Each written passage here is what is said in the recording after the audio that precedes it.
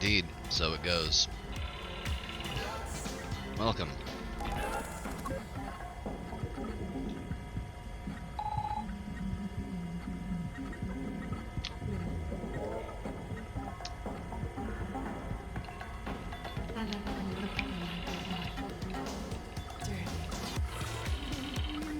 So last time we were live, we were playing a game. It's one that we normally play fast, but we weren't doing that. We were doing something different. We were playing it slow. I'm still skipping the second boss, though, by the way. That thing fucking sucks.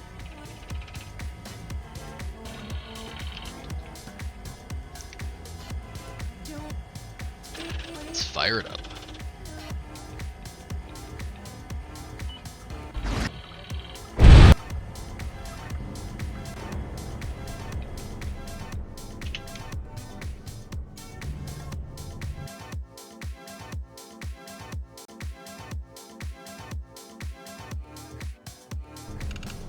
Alright. Last left off, the Strata Meta Lab. We have some friends. We have 3 friends, actually. We never did find a gun for Fisk. Actually being real weirdly stingy with guns. I don't know why.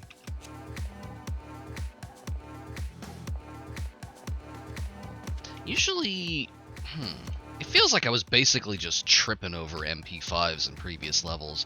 I genuinely do not know if there is an extra one kicking around somewhere. So we went through here. We might as well fill back up. Oh. Never seen that happen before. It just dropped on the ground. Weird.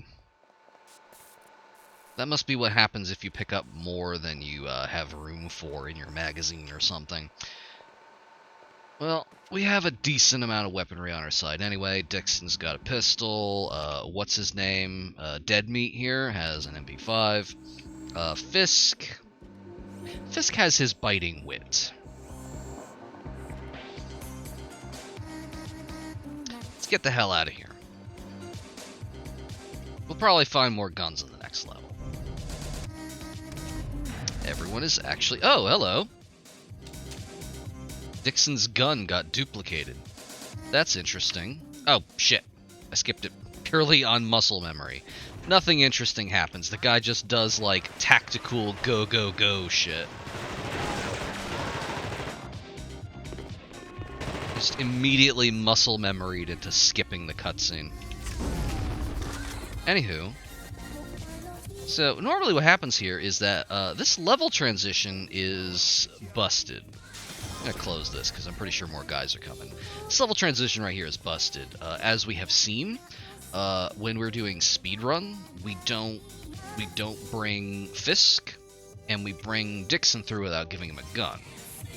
We gave him a gun last time, so interestingly enough, on this level transition, it spawned him with an extra MP5 and ammo for it. And then because it couldn't go in his inventory, it just fell at his feet. So now we do have a gun for Fisk. We're going to give him the spare MP5. We give him 3 magazines for it.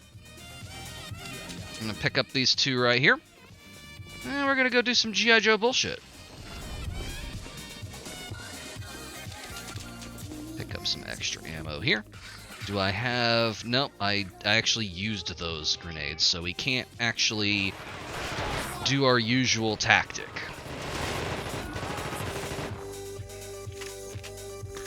Okay.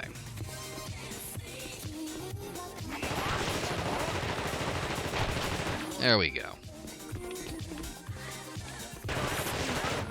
Don't want to let him do that. That would be bad. Oh, huh. This kind actually does spawn in other places.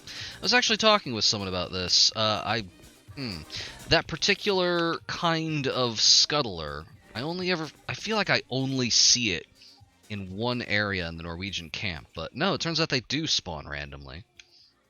Let's see here. Oh, and I picked up an extra MP5. I'll give that to Dixon when I get back to the other side.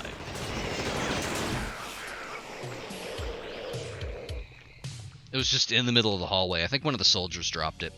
So I'm going to do something Oh, I don't have an extinguisher, so I can't do something dumb here. I was going to try and put out the fire so I can take those supplies. But, you don't want to do that. Because this entire hallway is going to be on fire in about 5 seconds. We do want to kill all these little fuckers, though. I'm not concerned with going fast. So, we're going to take our time here. Got these dinks in here. Got a save point we can't use yet. Because we need to get our dudes in here. We need to get Dixon in here to fix that. Turn the power on for this. We can go in the meat room, though. It's extremely a room full of meat. And we're now full up on snack packs. So what we're going to do now is basically how we already did this. I think, funny enough, you can open these doors, but you don't want to do it because you have to fight 2 of these guys here. This is the only thing that's currently busted, so we have to turn that on.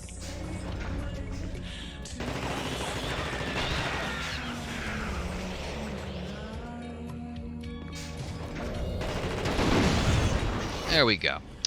And once again, since we're not pressed for time, I'm just going to blow up both of these rooms.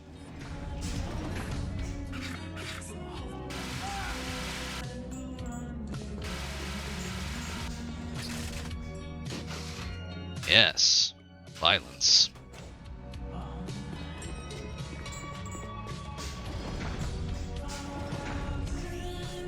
Ah, they avoided the explosions. I should have let them jump down and then killed them. I've heard this. You know, since we're not pressed for time... Oh, hang on. No, can't really. I'm gonna go up here. There we go, and then you can go... Nope. No, I'm stuck. That's not how that works.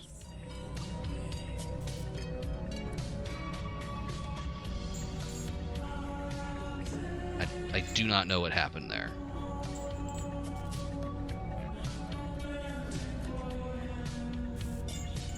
This was a bad move, I think.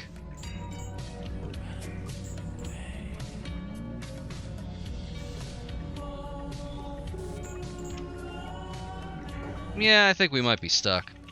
Well, it's a good thing I never tried this during a speed run. That would have been real bad. I'm gonna blow myself up.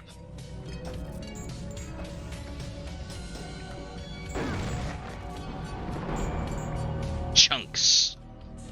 Restart the level. Blow again. What I'm actually going to do is I'm going to go into here. I'm going to give you this gun right off the bat. We'll have a little bit of a more of a level playing field when those guys bust in. And I'm going to play the cutscene this time.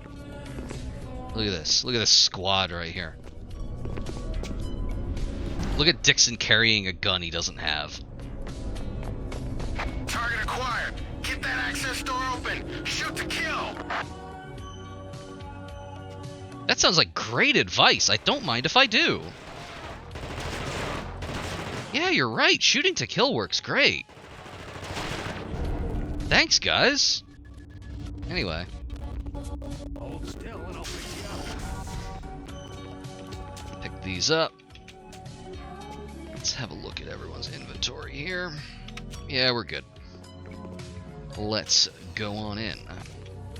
Area looks secure. Don't want to go close to that. That'll kill ya.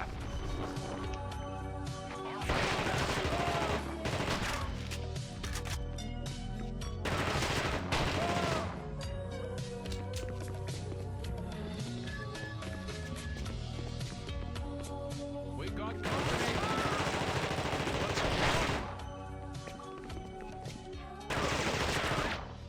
Nailed it. Grab all of these.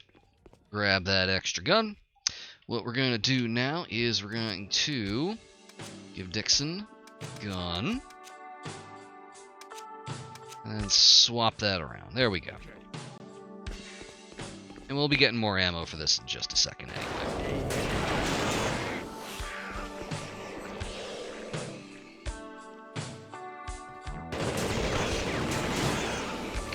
imagine firing a submachine gun inside an air vent?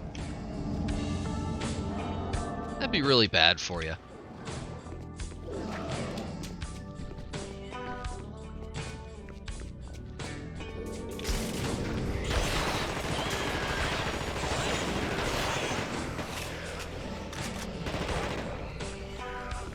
There we go.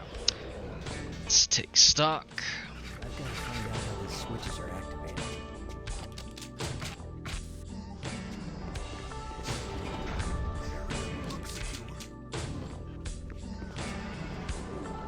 We should acknowledge the data terminal. Acknowledge that. Head through here. Let's do this a little differently. Let's see if we can actually blow everybody up.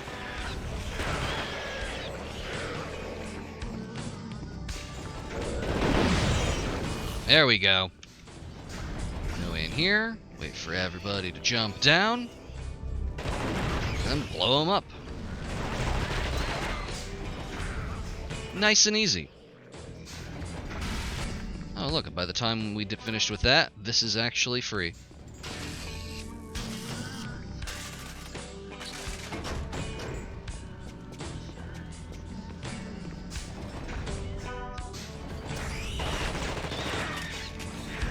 Not go through there. That would not be good for us.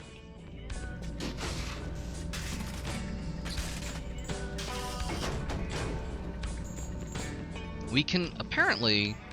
This is some weird fucking geometry. We can safely go that way because we do that in the speedrun every time.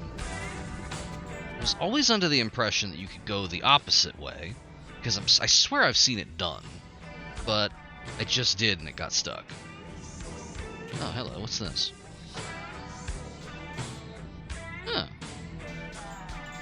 How much you bet that vent's gonna break and a monster's gonna come out?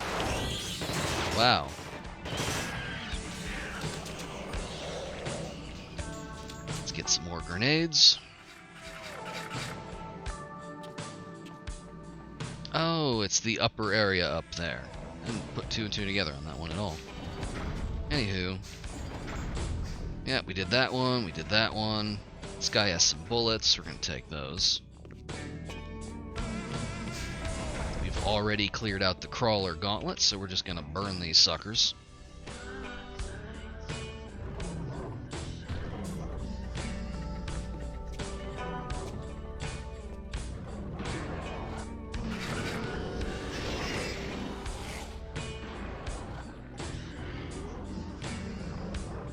Any day now, friend. There it goes. There go the crawlers. There goes that magic fire that hurts you from 15 feet away behind a window. You gotta watch out for that. It's 2, 3, and 4. We're gonna go in here and get our mans. Hello, friends. Let me cycle your AI, bring you with me. I don't think that guy has anything on him. Good evening. Ah, welcome, welcome. Hey, I have a question. What the fuck is up with Twitch? I haven't watched anything Yu-Gi-Oh related ever on this platform, and it's recommending me 5 different channels, all doing Yu-Gi-Oh right now. Yu-Gi-Oh's big right now. It's, like, ridiculously big. Wait, seriously, just like on the platform as a whole? Or... Yeah, people are playing shitloads of Yu-Gi-Oh now. It's super popular. What the fuck? Yeah, oh, even wow, people Master Duel really brought people out? Oh my god. Yeah, I mean, even people I'd never seen show interest in Yu-Gi-Oh before, like just people I follow on Twitter, are playing Yu-Gi-Oh now. God damn. Yeah, it's absolutely wild. Well, as you know, I'm not gonna be upset at that, like, at all. You know me. I was just like, why the fuck is it showing me all these different guys? I have never watched anything related to Yo. Yeah, and as we know, these platforms do all share information, so it is entirely plausible that they would, like, see you click on Yu-Gi-Oh related things. Oh, by the way, Fisk went back to his home planet. Goodbye, Fisk. So long, Good Fisk. riddance. But in this case, no, it is just that popular. I was about to say, like, why is Twitch somehow skimming my YouTube and Discord?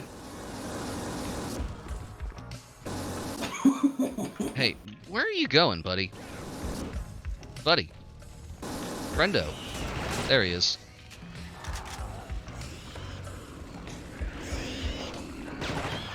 There we go. And that's how you're intended to do this furnace area. Okay. I actually don't think there's anything useful in here. Like, you can duck through there, you can open this, and that opens the furnaces, and that just causes everything in the center of the room to be burned, which seems not useful. I suppose the idea being that, oh yeah, fuck you, Rick Berman, by the way. Yeah, you could absolutely, since you can get past that guy in the corner without being seen, what they might intend for you to do is lure him into here, escape through that side by crouching, and then open the furnace to burn him. But I don't trust the pathfinding of any entity in this game to do that. Yeah, that's a fair assessment. I have 2 more stickers. If the game does me dirty like this, I'm going to scream, because this will be the 4th cat book in a row.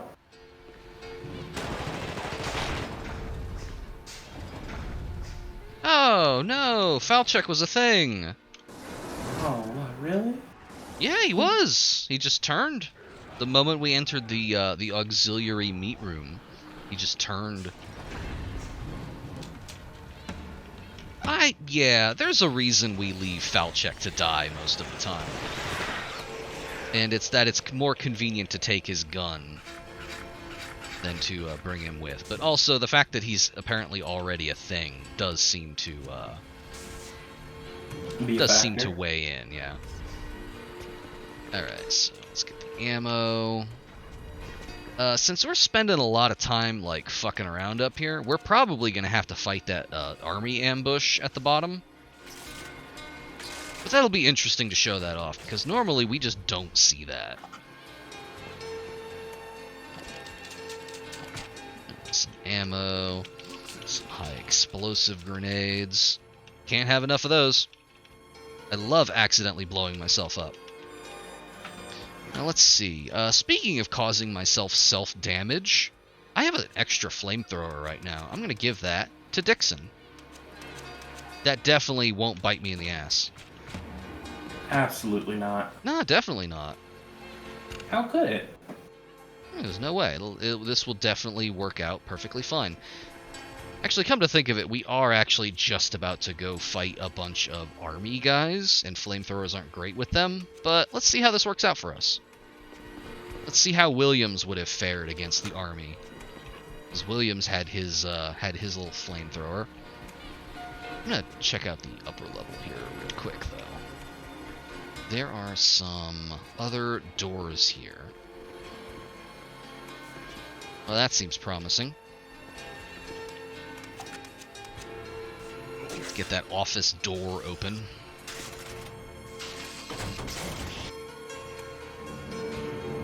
Oh, a cutscene.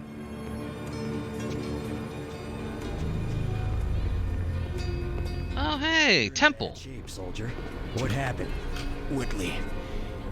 He tried to gun me down, but he didn't quite finish the job.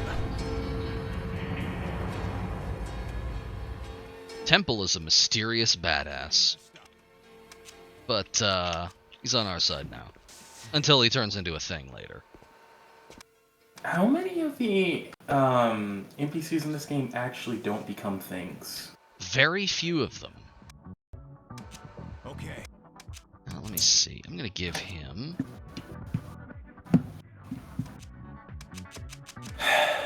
one of these.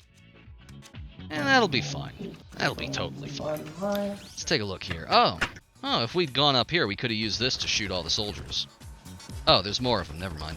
They just spawned so we can shoot them. That's fun.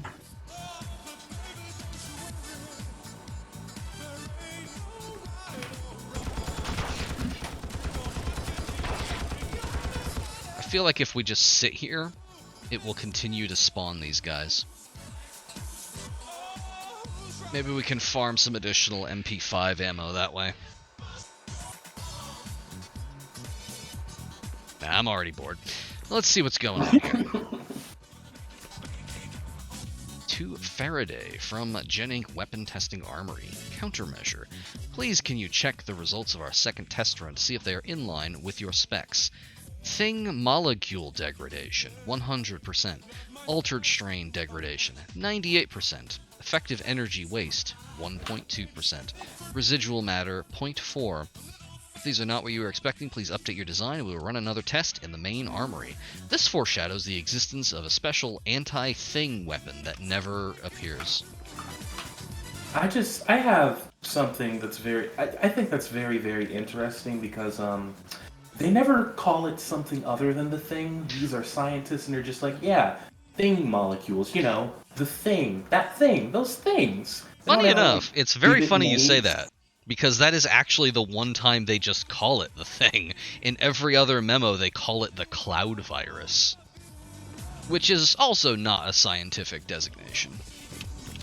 I know, but that's the other thing. Do they ever explain why in the game they think it's a virus, but like, you know, in the thing it's an actual alien? Because the developers misunderstood the game or the movie. Hey, buddy. Yeah, that's fair. He's probably gonna turn into a thing. What's your name? Lavelle. I think he's a thing. We'll find out. Let's see. I don't have any guns to give you. Oh, but I do have a blood test here. That's handy. It's like the game wants us to use a blood test on this guy. Hello, friend. We're going to see what your deal is. Today has been very strange. It doesn't feel like a weekday. It really does not. I'm glad I'm not the only one feeling that. Alright, so let's see. Well, we're not going to need this other blood test or anything, because I'm going to use it on myself.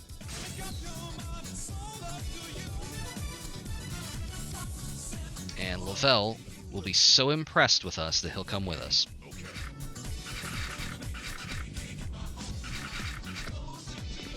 Anyway, he's probably going to turn into a thing in like 20 minutes anyway. I think he might also be here in case you lost Dixon, because Dixon is no longer essential in this level.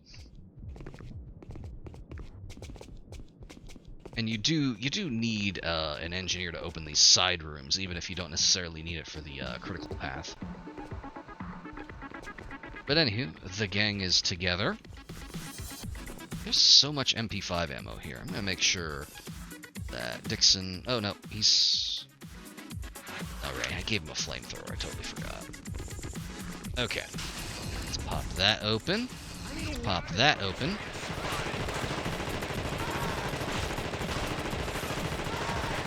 There we go.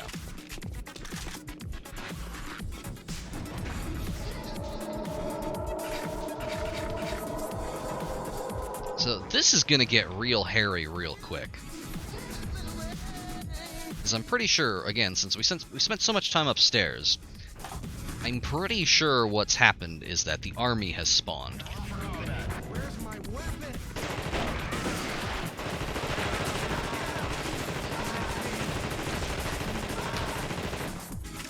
And that's how you deal with them. Again, in a speed run, you don't want to be doing that, because that takes a long time and a little bit of luck. We're not doing a speed run here now, are we? Precisely, which is why I'm glad I got a chance to show off that that does indeed happen.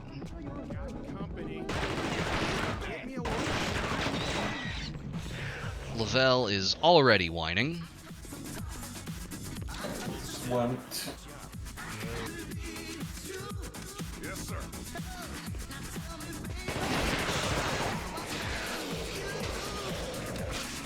Some more high explosive grenades. Ah, this turns on the lights in the tunnel. Damn, these guys are doing pretty good. Hey, Lavelle, quit whining.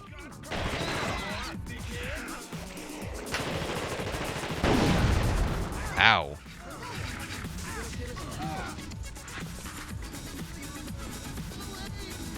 I think Dixon just burned to death. Good riddance.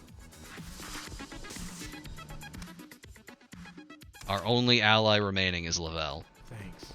We're gonna die here. Sad. Oh well. It's very sad, but it had to happen.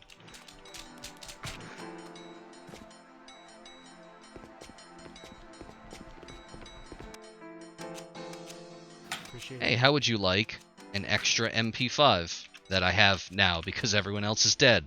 How do you feel about that? He feels great about it. Sure he does. Who wouldn't? Anyway, this would only have been concerning if we lost literally everyone. Okay, here's where we came in. This way I at least have one person that I can force to open the door.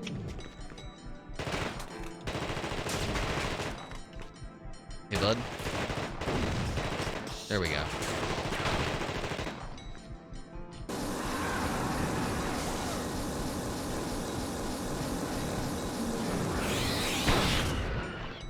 Ow.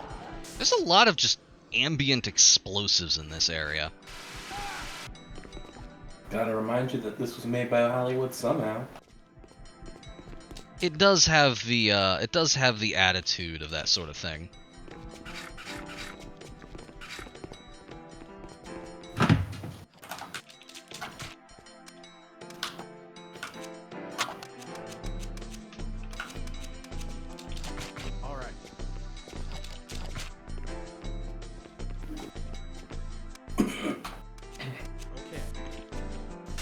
Interesting. Okay.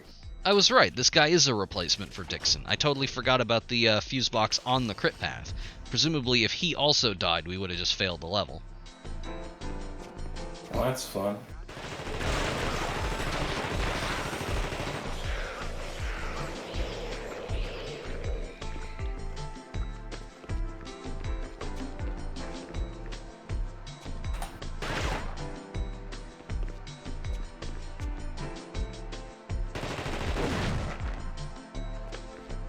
Go. Let's grab that, which we're not going to be using for the final level, but it's good to have. And let's go deal with this fucker up here. Hey, bud, how you doing? This guy has a name, and I don't know what it is because he instantly turns into a thing the moment the level loads. I think. Either that or he does it when you enter the room, and we just weren't paying attention.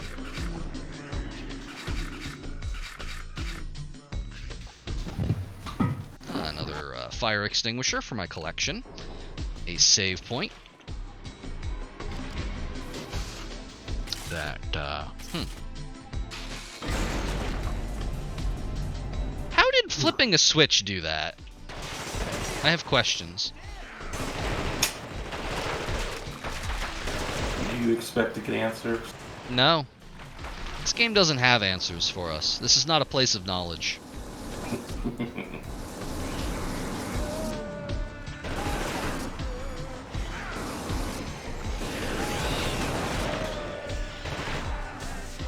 This is not a place of knowledge, but it's the exact same sort of like iconography as, you know, nuclear waste. Going through all of the like industrial facilities in this game, I get flashbacks to fucking HLVR AI, the whole sequence where they're going through just like this is all perfectly safe. It's all to code. The US lets us do this. You're allowed 5% of things. Because as we know, United States of America is the authority on safety and regulation. 100%. We all know this. Anywho, the second boss of the game is in here, and I think it's dumb, and I Don't hate look it. at the news. Oh yeah, no looking at the nukes. No looking at the giant Joker bomb in the next room. Anyway. Oh no, I said the news. Oh, the news. Don't look at that either. Anywho, the second boss of the game is in here. I think it sucks. It's terrible. It's not very fun to fight. I am going to save one more time and then try it anyway, just to show it off and how much it sucks. Wow. It's Look at deeply how nice fucking Kyle's confusing. being. Kyle's gonna suffer some more just to show us something fun. Yeah, it's this Something this not ugly piece of shit in the fun. corner.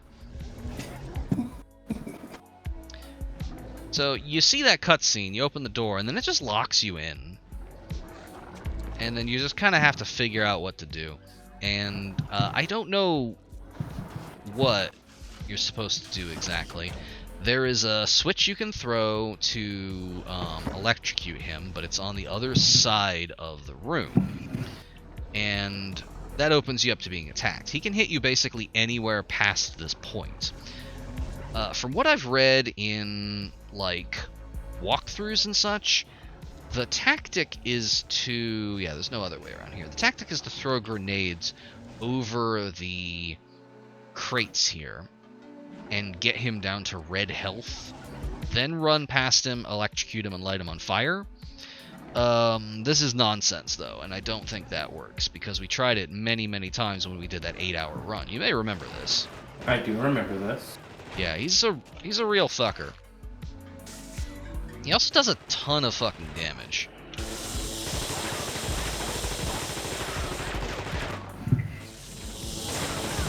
He also doesn't stay stunned when you hit the fucking electrocution thing.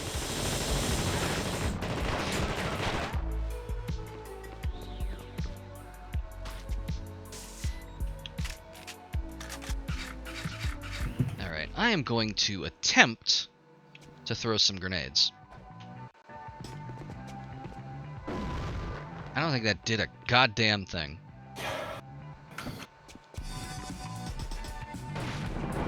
Oh no, incorrect. That one killed me. I'm chunks now.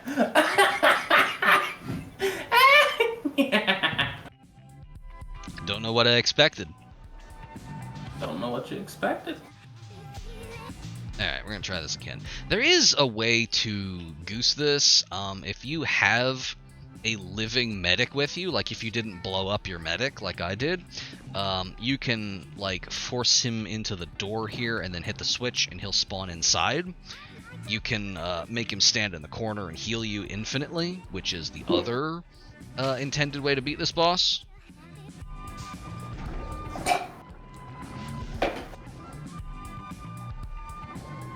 See, like how this guy just did right now.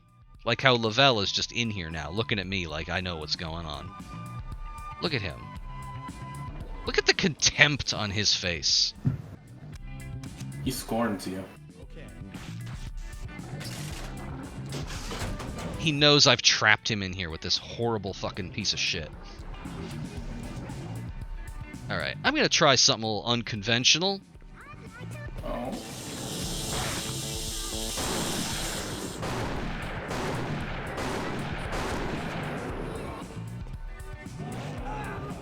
He hit me through the box. What a fucker. Huh. He does seem to be doing this. Yeah. My goodness, Cal. This is fun. No. Oh dear. He hit me through the box again. Why wouldn't they make something fun? I think it is a terrible, terrible oversight that they made a mechanic that is not fun. Did you imagine that? Making a video game that feels shit to play? I don't know why I don't know why someone would do that.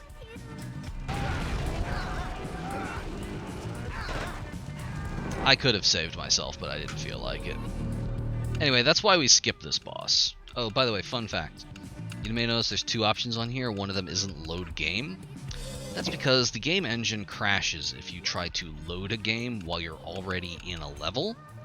This is a technical workaround. It's why there's no in-game load and save. There was originally planned to do that, but they got rid of it. So you have to go to main menu and then load game. Technical limitation. Anyhow, we're skipping that boss now.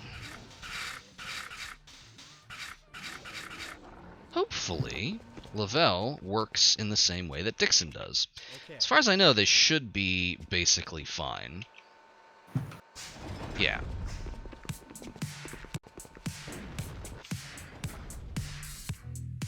We're gonna watch this ridiculous-ass cutscene.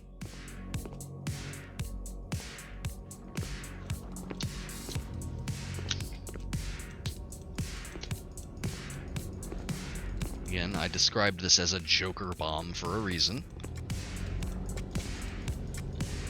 It makes everybody turn into the Joker like that one animated Batman movie. Yeah.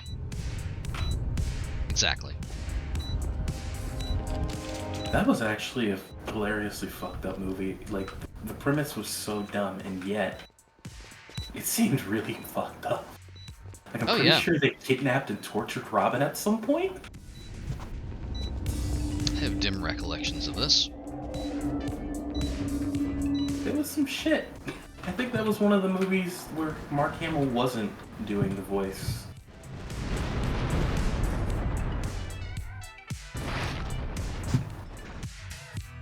Lavella's dead now.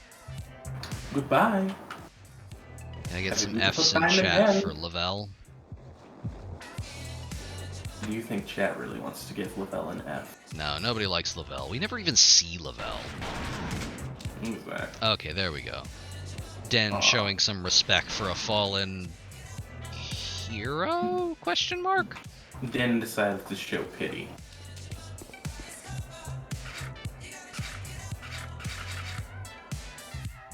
Thankfully, there's some extra snack packs in here. We're gonna need those. I just realized when Lavelle exploded, he had my extra MP5. God damn it.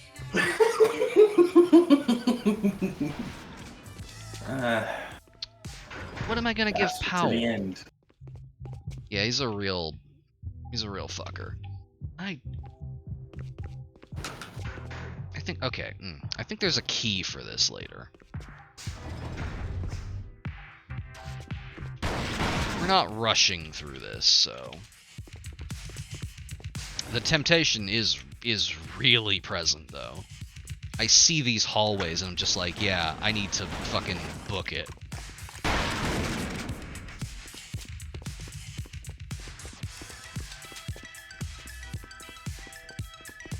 Okay, we got some computers.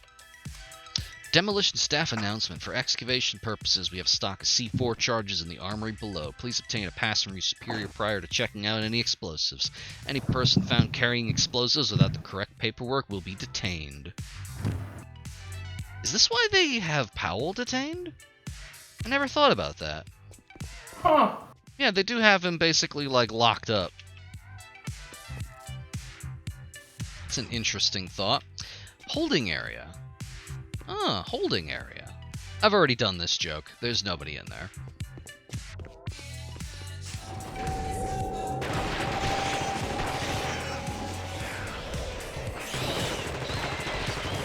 Say, Cal, here's a question. Yes. If you could make a video game, what would it be? What would it just anything? You have complete and total unlimited funds, control. You can get whoever you want in the world to work on the damn thing. You can take however long you feel is necessary. It will come out perfect entirely according to your vision.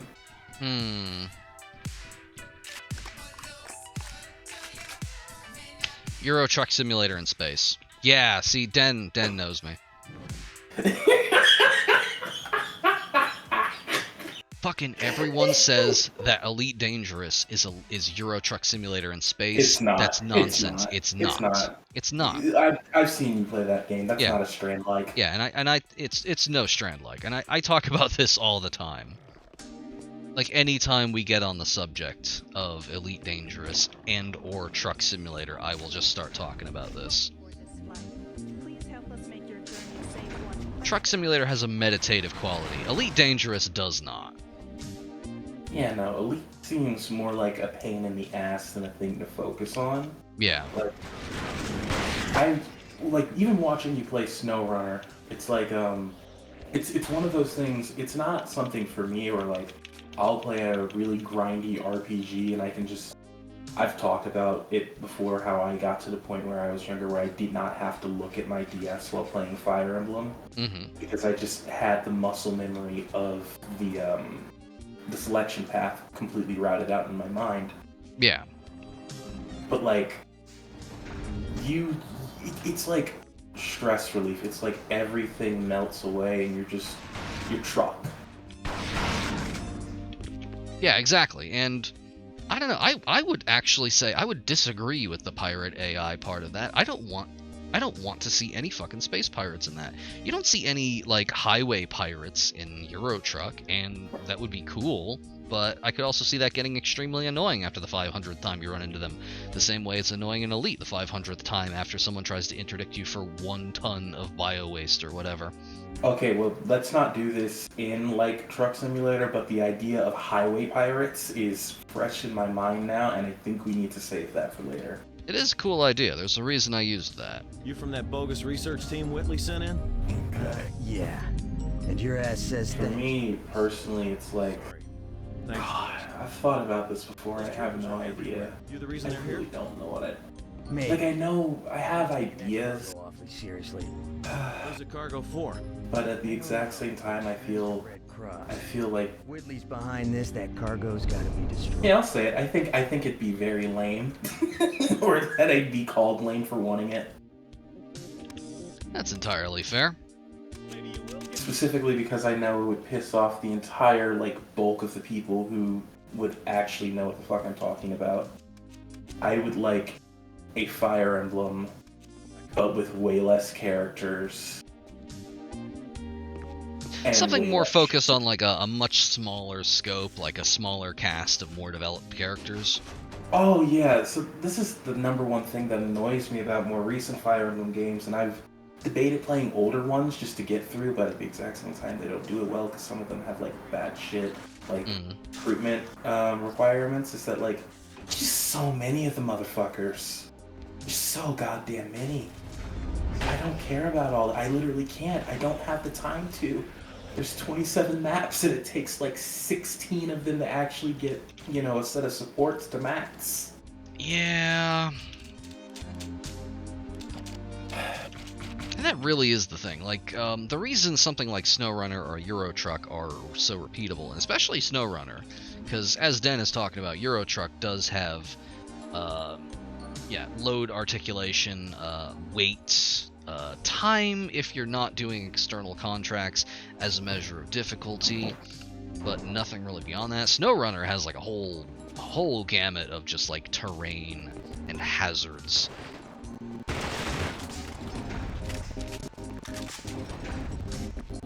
Yeah, it's like you're driving to a place and the driving itself is the game rather than you're driving to a place and now a bunch of shit's gonna fuck with you. Yeah, the last thing you want is something that is like... You want something that's repeatable. I can't think of how exactly to articulate it. Repetitive, but not necessarily, what's the word you would use? Like, draining or monotonous. Monotonous, yeah. Not monotonous. Although even... There's still a place for monotony, I feel, though. Because, like, a lot of Truck Sim is monotonous, but, like, I still play it. Would you call it monotonous or meditative? You're probably right. I would probably go with meditative. Because, like, there is a certain... There is something, like... something compelling about doing the same thing, but, like... something that you gain, like as a procedural sort of thing, like loading cargo, choosing loads, choosing routes, stopping for fuel, doing repairs, getting upgrades, that sort of thing. Yeah. I don't think that's monotonous. I think that is, if you're not going into the game with the right mindset, it can feel tedious. Yeah, tedium is to be avoided. I'm liking what Den is saying right there. The whole thing about checking value and whatnot.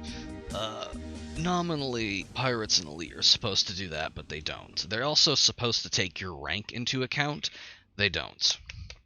So you can just be bothered by small fry all the time. Constantly, yeah. There is, like, I think if you're elite, there is a chance that after interdicting you, and thus after wasting your time, a pirate will be like, oh, sorry, I didn't know who I was interdicting, even though if you look at someone on your scanner, you can see their fucking rank. I know this because it gets posted on the... It used to get posted constantly on the subreddit. It's one of like 7 stock posts that you see on there.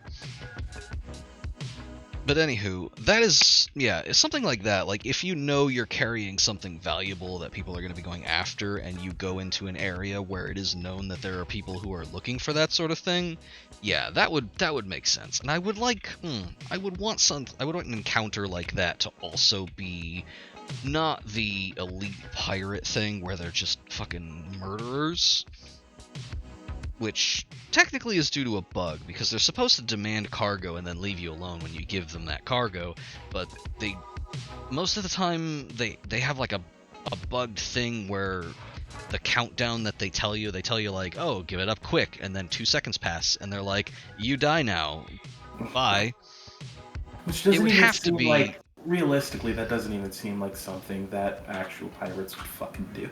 No, it's super not. But anyway, for something like this theoretical thing we're talking about, yeah, exactly, that sort of thing. Like, dump some cargo, the risk would be losing your cargo and not necessarily having to get in, like, a protracted combat encounter. Like, You know if what you also get be caught... cool? If you could try to bluff that you were dropping all of it. Yeah, Like, that if sort you of only, thing. If you only bluff, like, you could bluff and drop half your cargo, and you would have to find a way to prove that, like, oh no, that's everything, sir. That is absolutely everything. I'm almost No, certain there's you no could do more that here. in Privateer. I'm almost certain that was a thing you could actually do in Privateer. You could dump some cargo and then sweet talk the pirate with just like, hey, that's all I got, man. Sorry, and they'd leave you alone. Sometimes. But yeah, that sounds really cool. Like, you'd have to like plan different pathways through shit at that point, because you would know, well, I'm carrying gorm worms or some shit, and the pirates over in Sector 3 really have like a stranglehold on the black market that makes skins out of those or whatever the hell. I have to be really careful if I'm passing through there, because they like to sack traders who are marked with that all the time. But you're not going to have to worry about the mega super gorm pirates if you're carrying like logs or some shit. Yeah, any combination of these sorts of things we're theory crafting here. But yeah, I think my main thing would just not wanting this to end up in any form of like any form of combat, let alone protracted combat. I think too many games see fighting as like the necessity, like it's just a given. Yeah. If your combat is the main form of conflict as opposed to like everything else. Like, Yeah, it is the primary verb in just fucking everything. Like, even in a lot of gathering games or Icy and whatnot, it's just like, yeah, we're gonna go beat these guys' ass. Just cause like you run I'm specifically thinking of like Moonlighter, right? And the day job is literally managing a shop, but the way you get everything is by going out at night and fighting everything yourself. Yeah. And it's like, Oh, cool smuggling concept. in Elite. Hey, Kaki, I have a story for you. How Tell do you me. think smuggling works in Elite? I think it doesn't. That's a very good answer. It doesn't. It sort of does. Sort of. Basically, it has a really compelling mechanical hook that is unnecessary. So the whole thing in Elite is that sensors are based on, like, you can get a sensor lock on something that has enough heat for your sensors to pick it out. Anything, like, space is super cold, anything that generates heat will start to light up on your scanners. It's how you spot ships, stations, etc., etc. If you close your thermal vents, you are no longer putting out heat from those, and scanners won't pick you up until your vents have been closed long enough for the ambient temperature of your hull to be hot enough for sensors to pick you out. So you have a window of basically being invisible to scanners. Right. That's really cool. That's some hard sci-fi shit. Granted, someone Yeah. can still look out their window and see that you're there, but they can't target lock you. And if they can't target lock you, they can't scan you. So, the old meta for smuggling was line up with the mail slot on the station, a good distance out, boost, turn off flight assist so that you coast. Then when you get close to the station, flip into silent run and close your vents, become invisible, and glide through the mail slot without being scanned. It seems okay so far. Yeah, but then they fucking broke shit.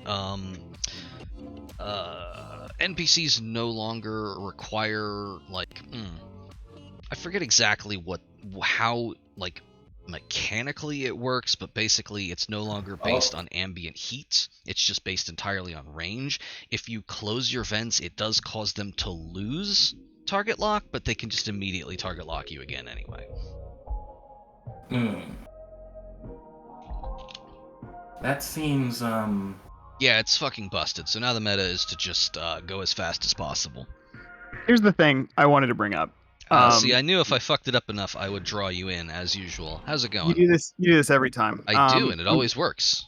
I'm doing fine. I was gonna leave to take a shower, and then we got on the subject of smuggling, because smuggling was the thing I wanted to do in this game. I wanted to play fucking Han Solo in Elite Dangerous. seems your jam.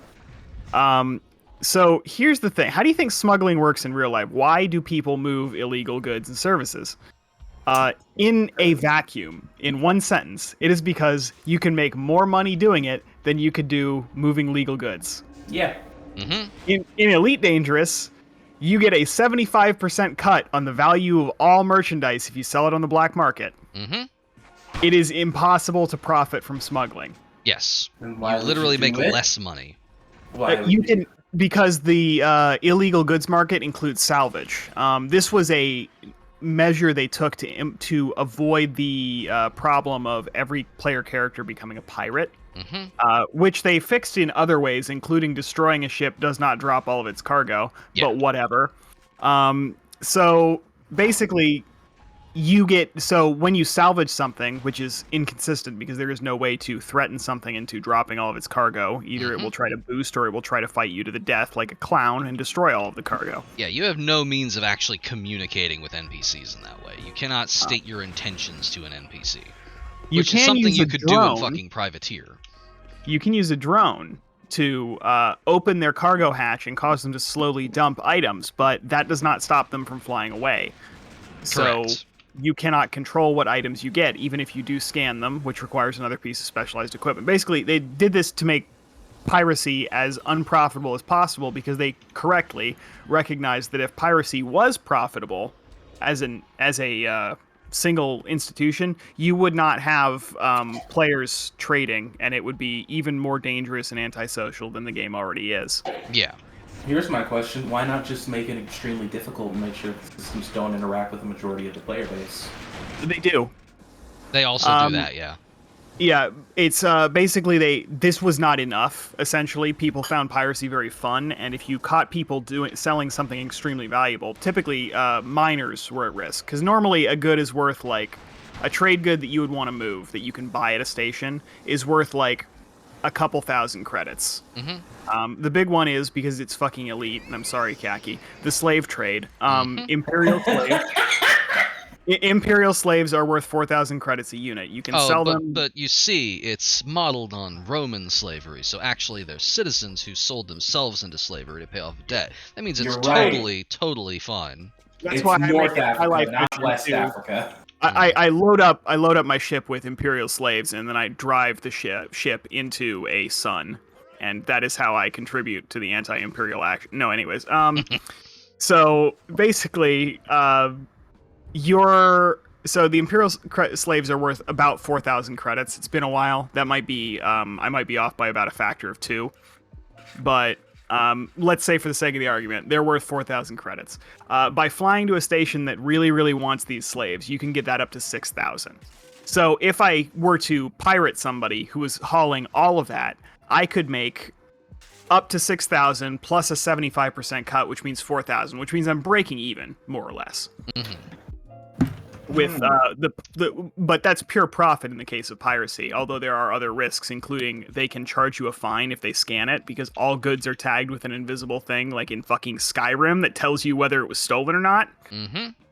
Including salvage items, which you can just find in space sometimes. That's illegal. You can get a fine, and then the fine could be worth more money than the salvage you brought in, which is just fucking absolute clown shit. Because it's not your salvage. It's very much a libertarian dystopia, but I don't want to get into that bit. The fun thing about that is it was intentionally a libertarian dystopia as a joke in the original Elite, because it was a comment about Thatcherism, but the guy that actually made the fucking game got booted out and David Braben took over. And we know nerds love missing the point of things. So yeah, they do. We know that interdicting traders, which is what a pirate would do, beat up traders, is not a profitable venture. So what do in-game pirates do? Why did they need to nerf piracy twice, enough to destroy multiple other methods of making money, up to and including actual just vanilla trading? Because of miners. Mm-hmm. Mined items at the game's launch, the most valuable mineral was painite, which due to an exploit you could fill up with just painite. Painite was worth, if Imperial credits are 4,000, Imperial slaves are 4,000 a ton, then painite is worth literally 60 or 70,000 per ton. Jesus. It's not even the most valuable thing anymore. A single ton of void opals, which you can get from some new mining they added, is worth literally $1 million per ton. Yeah. The floor price on it is 700,000 credits. Yeah, it's fucking bonkers. They added some wobble to it. It still doesn't make a dent. No, and that's the big risk. That's why piracy is such a big fucking deal with the game, because the problem is that it's the PvP issue. Almost all of their active players were pirates, because it was the only thing to do once you had every ship in the game. Yeah. Because the end game was money. Once you made all the money you needed to buy everything you ever wanted, there was nothing else to do. That's the thing though. That's the interact thing. with other players. Why don't they ever have systems in place for the end game to be something other than, okay, just fight everybody? You would think that there's some manner of upkeep, or there's some sort of system for continuing to Khaki, maximize I have terrible news. They did that. They called it engineering. Yeah. So this is an interesting thing to bring up, and a good segue into another bit. But basically, this has been an age-old question with any kind of MMO: is what do you do to keep people playing between your content updates? And that is, in a nutshell, that's what it does. For the game you're most familiar with for this front is Final Fantasy XIV, probably. Final Fantasy XIV does that by cultivating an environment that, one, allows you to go back and do old content and rewards you for doing that by allowing you to do it easier. And two, by literally just creating an environment that's pleasant to be in. Yeah. There's housing, there's role-playing, there are just places to exist in the game. It is a great place to fucking hang out. World of Warcraft, the world's most successful MMO did this through PvP, which is the traditional use of PvP. Is it keeps people playing long after they've done it. A lot of other games base themselves on that WoW model, and that's why they have PvP systems that are kind of reedy. PvP has a lot of ups and downs. Generally speaking, world PvP, which is to say where you can just attack anybody randomly, I know that from The Division. Is a very divisive element. Yeah, world PvP. That's what you have in Elite. It's what you have in some worlds in World of Warcraft. The idea of player killing and whatnot. Yeah, it's a whole thing, as opposed to static arena stuff. Damn it. That is traditionally one of the... Jesus Christ, you can't hit fucking shit today, can you? He's out of range. The bullet is unloading before it hits him. That's actually, so no, fucking I am funny. missing. With a sniper rifle? Never mind, I am actually missing. Wait until he turns. Wait until he turns, clown. It's He fine. turns Powell at the end got of him. It's not very helpful. They're gonna close the doors. Alright, whatever. Yeah, it's fine. But yeah, that's the question is, how do you keep people on there? And Elite has never had an answer for this that was concrete. Even engineering, which is an ungodly time sink, which is the other way that they do this. Keep it so that you can't get everything right away. Even Final Fantasy does this. You need 7 weeks to get your Asphodelos sword so you can buy the Tombstone weapon. Tombstones have a cap. That kind of stuff. It prevents you from just beating the game in one really, really intense month. And then unsubbing, you know? Right. Which, although the other caveat to that is that Final Fantasy XIV encourages you to unsub. It says that if you're not having fun playing the game, go ahead and don't. And they make money off of people who do like doing that. So, which is unique.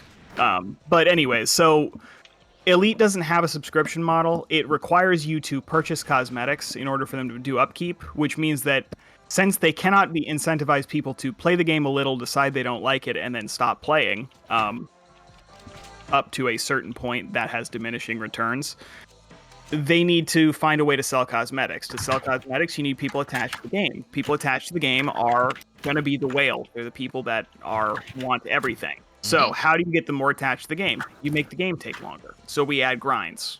That's what engineering is. Engineering is an entirely separate parallel path. You can't use money for it. It's a whole game side quest. You need to grind out things. You need to collect rare materials from literally every activity in the game, drops them. And then it allows you to upgrade individual components on your ship within certain defined parameters, which means you need to do it now for every ship in the game if you want it upgraded. Correct. You have to redo it for every individual component. And these are components that you can, like, you can misclick and sell them and lose them and have to redo them. And they don't have any kind of warning for that. Correct. Correct. You should know what you're doing if you're opening up the cell They screen. used to, but they changed the UI for Odyssey and it's fucking busted now. Great. They've had to change it like so much 5 of this times. so much of this seems like, yeah, this was somewhat functional at one point, but then they decided to like do this one thing, and ever since this one very specific switch, everything has sucked. There's a reason that I always say that this game had potential at some point. You want the inside baseball on Elite? So, Sure. 2 fun little tidbits. 1, it was developed as a single-player game. Multiplayer capacity was added as a stretch goal on the Kickstarter. It seems like a single-player game. And that's because it is a single-player game. You can literally play it single-player. That's probably the most unique feature it has, is that you can just turn off multiplayer. Anytime I was playing it on stream, I was either in solo or private group. Yep. Private group is the other thing. You can limit it to just people that you've invited. Which only works with people on your friends list. So you can't have random pirate events, you have NPCs. So it was developed as a single-player game, and they made very minimal changes to create an MMO. Notably, they I say as though it's the past tense, have catastrophic issues with their matchmaking and group making features. Yeah. You can't do them. They don't work right. Yeah, they still don't work right. Or when they do work, the other one is, there's 2 ways to do it. You can do a wing, which is when everybody has their own ship and they group together. That one's broken. Or you can do holo conferencing or something like that, which is where I co-pilot on your ship. That gives me a 10%, a 90% reduction in the amount of money we earn. Yes. That money Keeping just in mind disappears. that the only thing you can do in the game is earn money. Fun fact about that, by the way. So there's no other places to like really invest it. There's not lots in the cosmetics department. There's no other forms of social interaction. There's no market board. There is no purchasable cosmetics in game. Wait, that whole thing with like the mining and the pirating, and they don't even have a goddamn market board? No, you cannot can't exchange trade goods with other players unless you physically meet them, drop cargo out of your cargo hold, and let them scoop it up. It's the only way to exchange stuff. Which they quote-unquote fixed, because if you drop it and you don't do a specific thing, it counts as stolen. Yeah, you have to abandon it, and you can only do it 10 at a time, because otherwise they start to explode.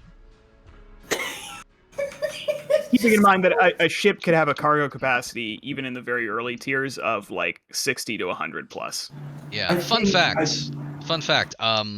The group that I was part of was one of the reasons that they did that, because we would regularly do an event where we would invite new players to our space station where we were hanging out, and we would just drop like hundreds and hundreds and hundreds of tons of palladium, which was one of the most valuable metal commodities in the game. You could scoop up like a Sidewinder's cargo hold worth of palladium, sell it, and immediately get into a Cobra.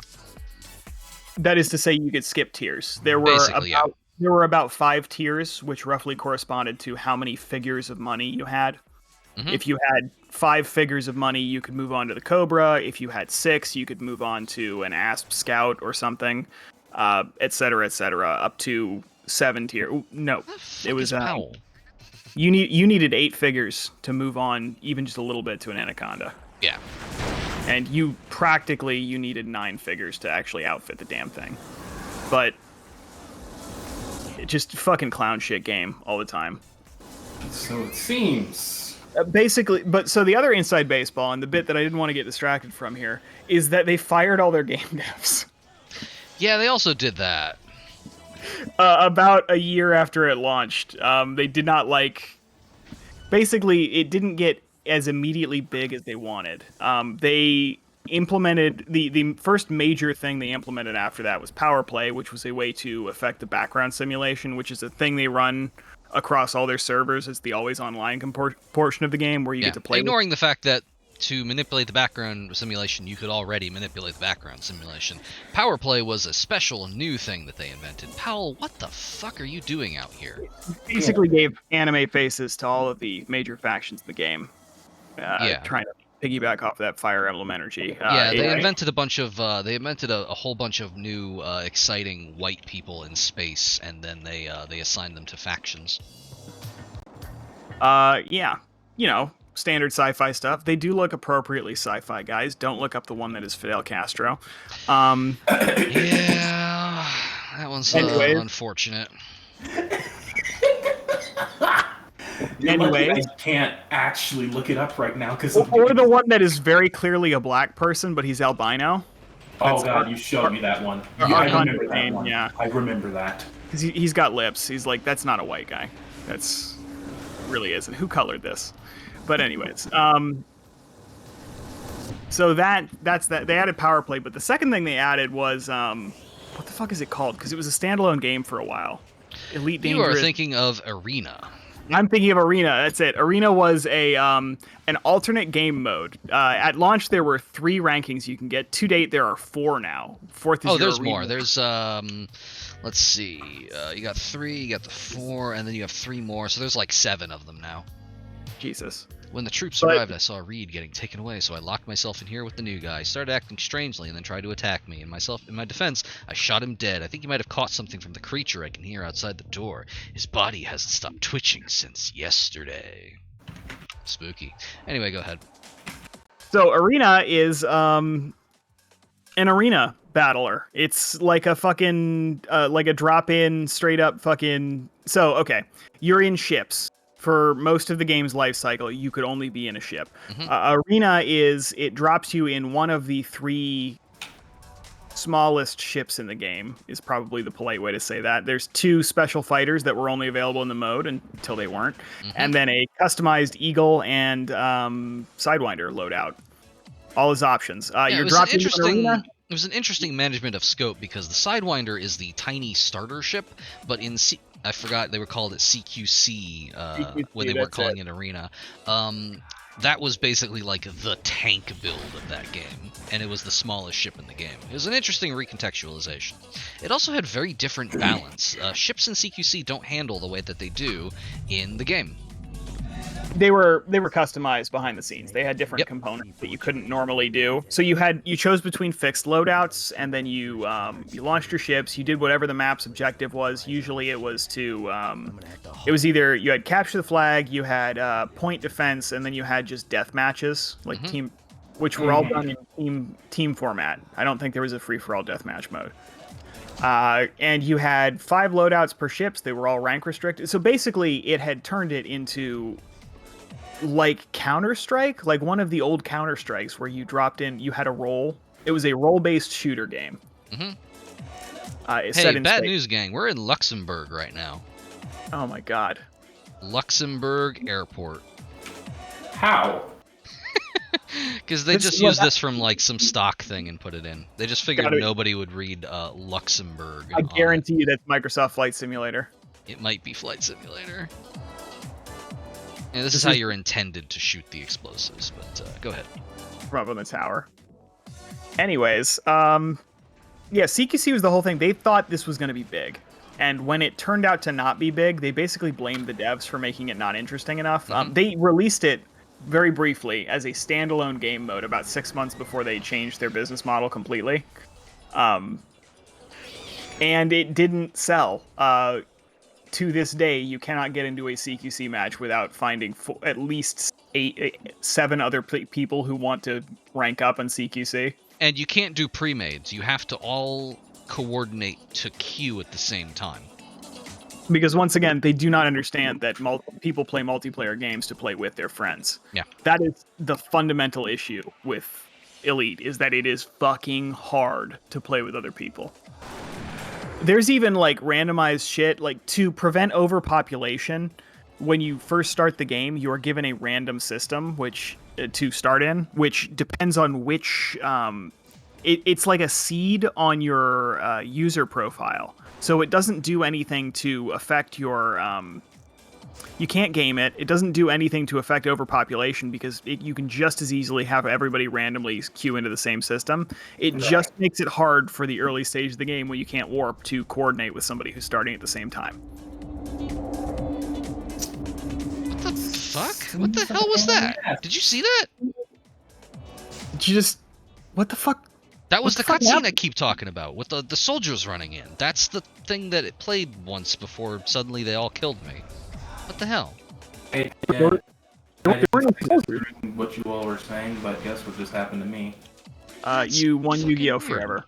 No, Pagagaku Varidas came and beat my ass in the middle of a field. Huh. I had no friends. Sorry to hear it. I'm trying to do Sadnor just to finish out Dark Lane. There's nobody here. Well, I'm not going to Xandor until I take a shower. Oh, and You to don't add have on to that those. discussion of the slightly randomized starting systems, they got rid of that. Everyone starts in the same system now. Yeah, In fact, changed they the broke tutorial. it. They changed it to Aerovate, which was the new like static starting area, and then they changed it again, and they added the Pilots Federation district. Basically, because people, once they change it, the other problem is that the existing population is mostly goons and ghouls. Yeah. So, people would regularly grief in the starting systems, and nobody really likes it when that happens, except for the goons who think it's funny. Yeah, they love that shit. Yep. But basically, what you'd get is the randomized starting system helped protect against grief because you couldn't basically predict when a new player was going to be there. By moving it all to one system, not only You that, one always system, know where the kids are. yeah, Aerovate is in the galactic core, I would say. It's basically equidistant to the 3 capital systems. It is the default starting location, I would say. Even though there were other ones, there were several systems that you could start in that were a couple hundred light years apart, but they were all in like a triangle of that center area, and then there was Aerovate, which is right in the center. It's the first major big system most people go to. Right. Because it's one of like 12 total that have every possible service you can get. It's just funny because it's like, okay, now everybody has to go through here, so we'll just fucking post up in this huge thing and just kill everybody, and then they would go back to the last system they started in. The death mechanic in this game. Sorry, I forgot to talk about this. You mentioned upkeep earlier. Upkeep is death. When you die, you need to pay 10% of the value of everything attached to your ship and the hull value. Or you have to start again from the tutorial ship. That? Okay.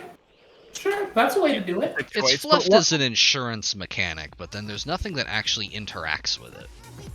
And you don't have to pay for the insurance, so it just seems like a very lossy insurance. There is still an unused statistic on your info panel for cargo insurance. You still can't get cargo insurance.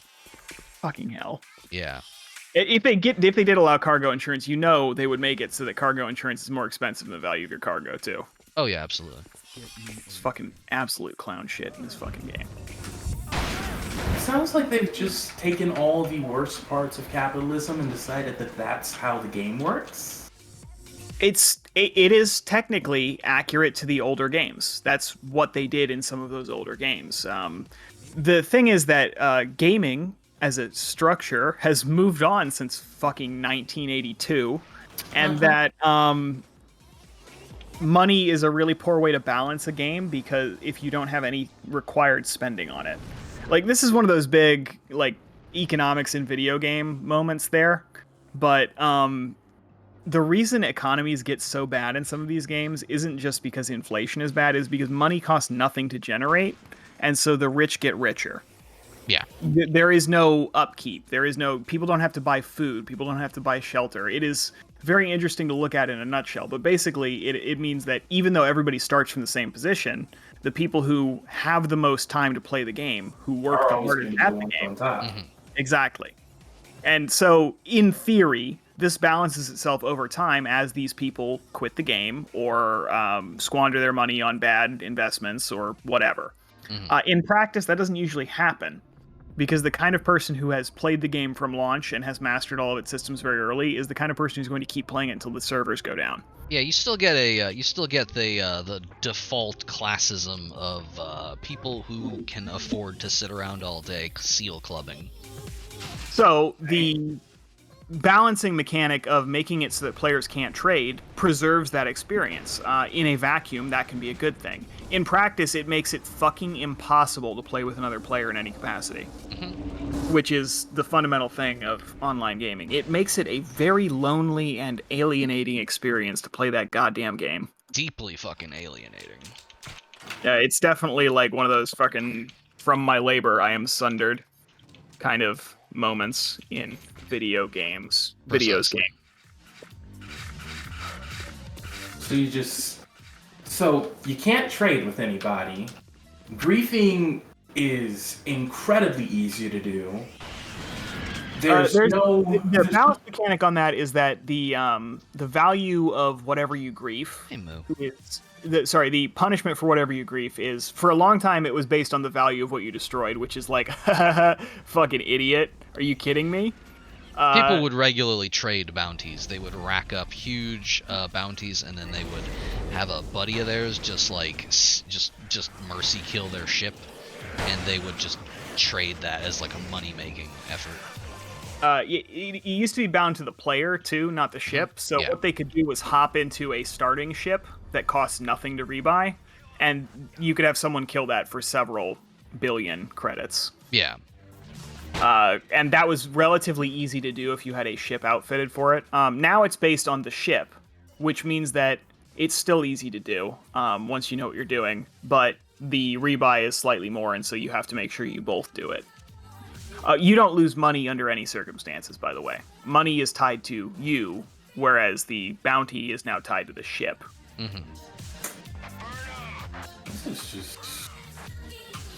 It's a baffling combination. It's an adaptation of a very, very particular type of old school game that was balanced around that mechanic, but it wasn't about that mechanic. The old Elite games were about flying a spaceship. And basically, that was it.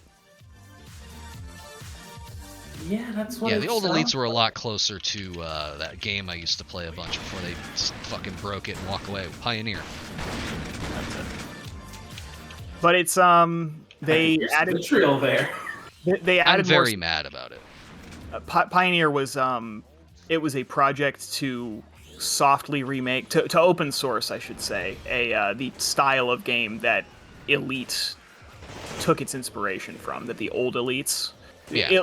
Elite Dangerous is the third game in the Elite franchise. The previous entry was from literally like 1988. It barely had graphics. It was a fucking like wireframe ship simulator with a lot of text to it. Yep, back on the old ZX Spectrum, or I'm sorry, the ZX Spectrum, because it was British.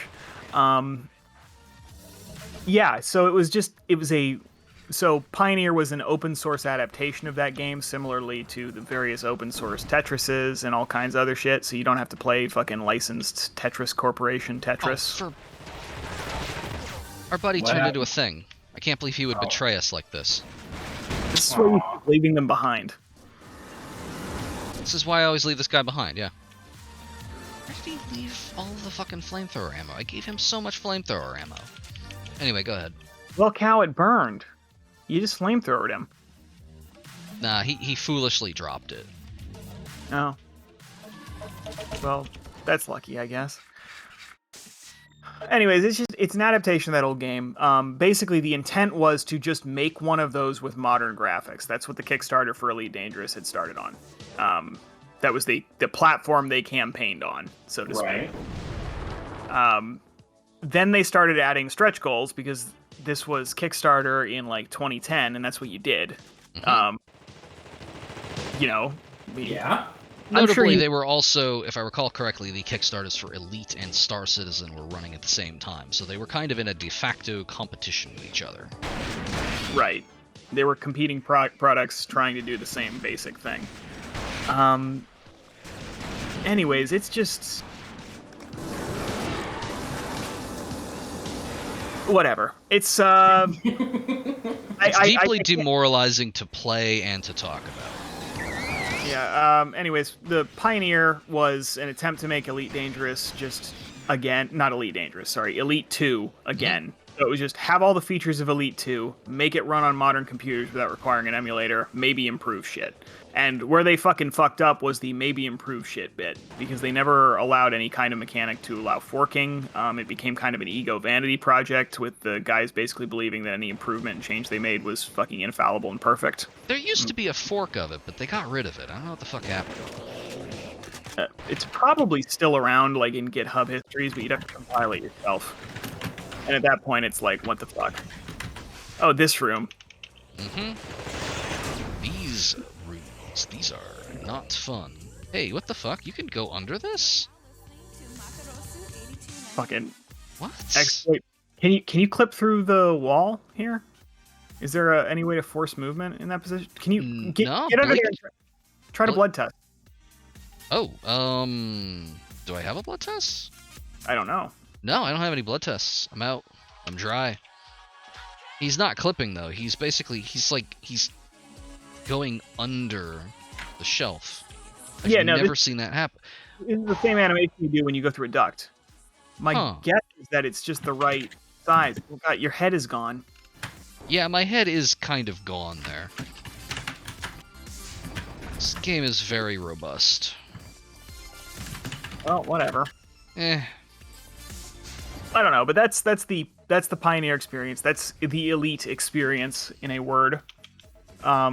It's just a game. It had a lot of potential. It was very interesting. It is still, unfortunately, to date, the only space trucker simulator that's any good.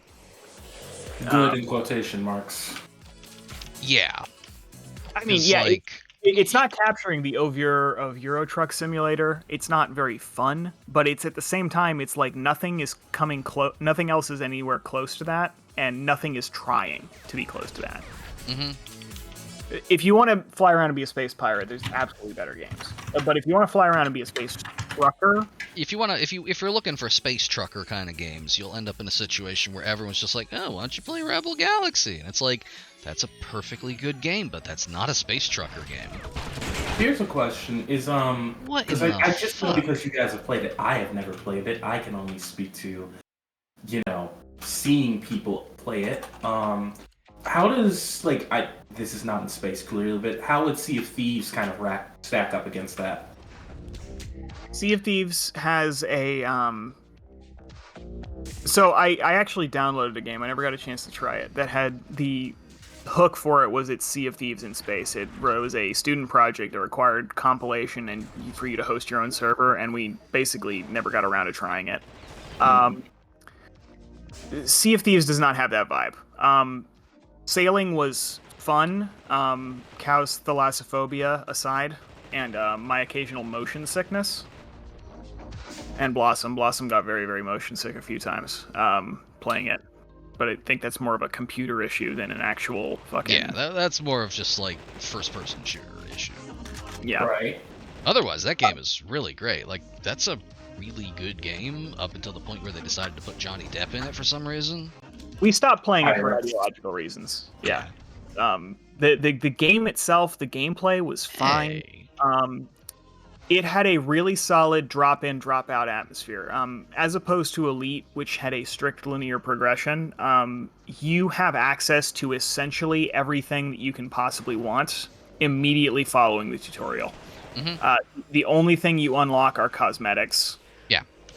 So it is, in the grand tradition of rare games, I would say, which is fantastic to hear in the year 2022. Wait, Rare's the one who made Sea of Thieves? Yes. Rareware. Yep.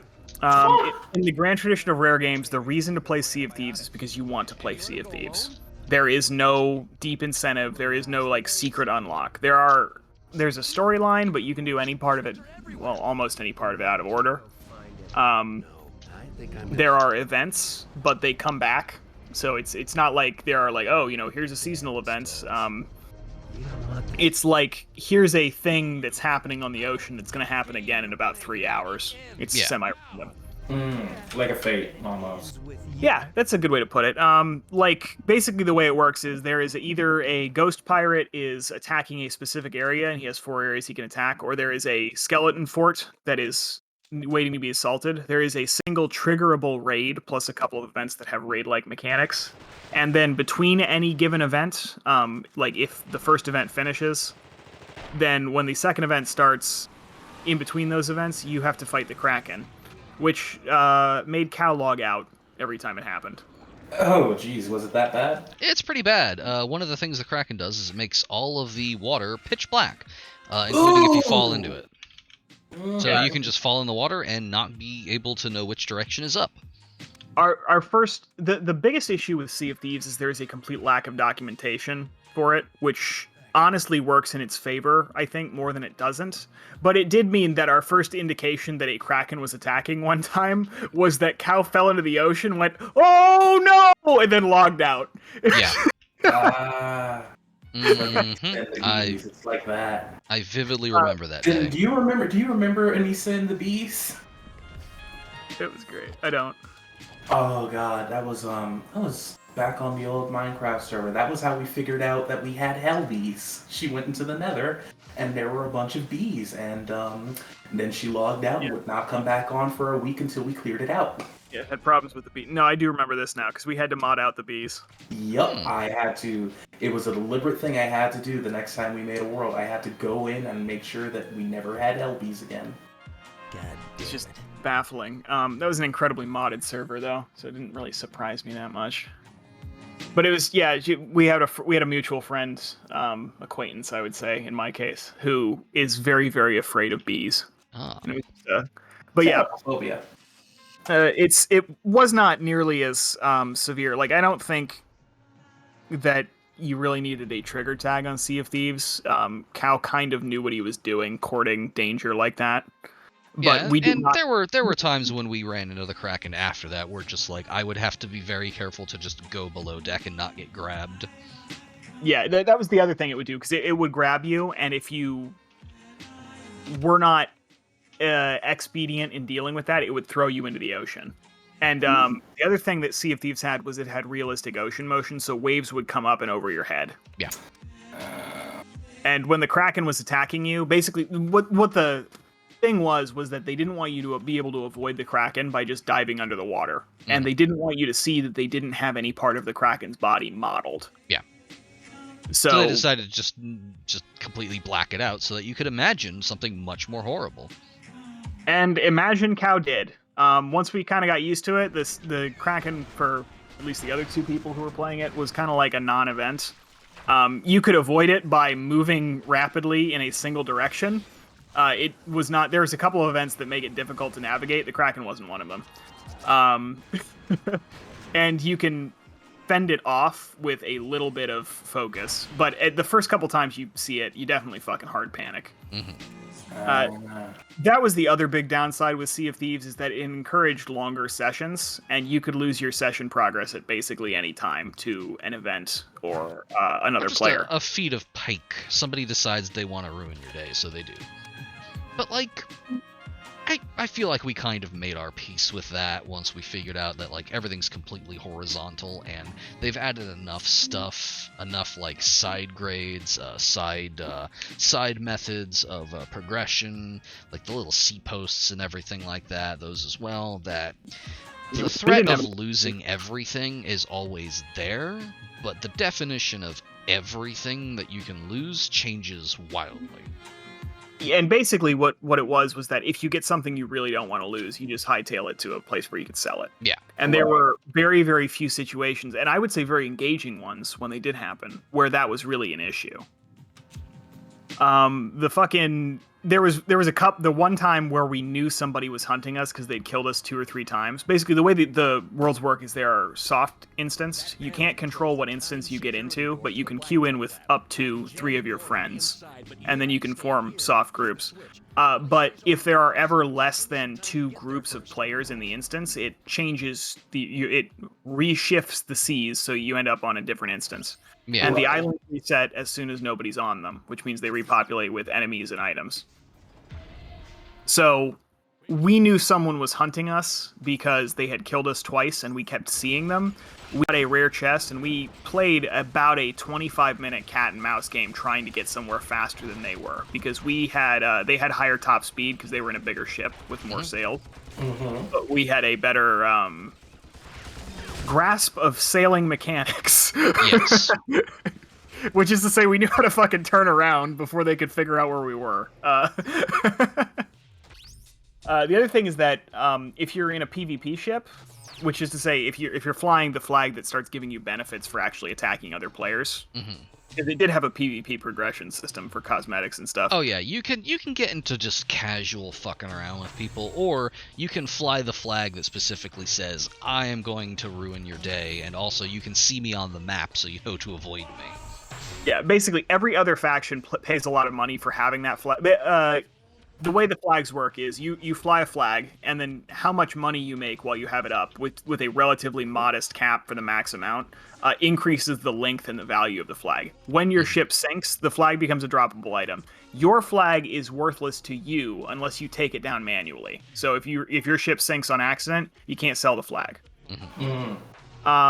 Unless you're flying the PvP flag and you sell it to the PvP faction, which, for added complication, will only buy things in one area of the map. So when you're doing PvP, you know what you're getting into. Right. Yeah. The other caveat to that is that the PvP people will buy everything in the game. Yes. So it's relatively easy to rank up, and you don't ever have to worry about being like, oh, are these going to buy my gems? Yeah, no, they'll just buy the gems. In fact, everything will buy gems, if I recall correctly. Those are a completely alternate commodity that you can just use to rank up with any company in the game. That's right, yeah. Hey, it was everybody, the best cutscene in the game. Watch. Oh.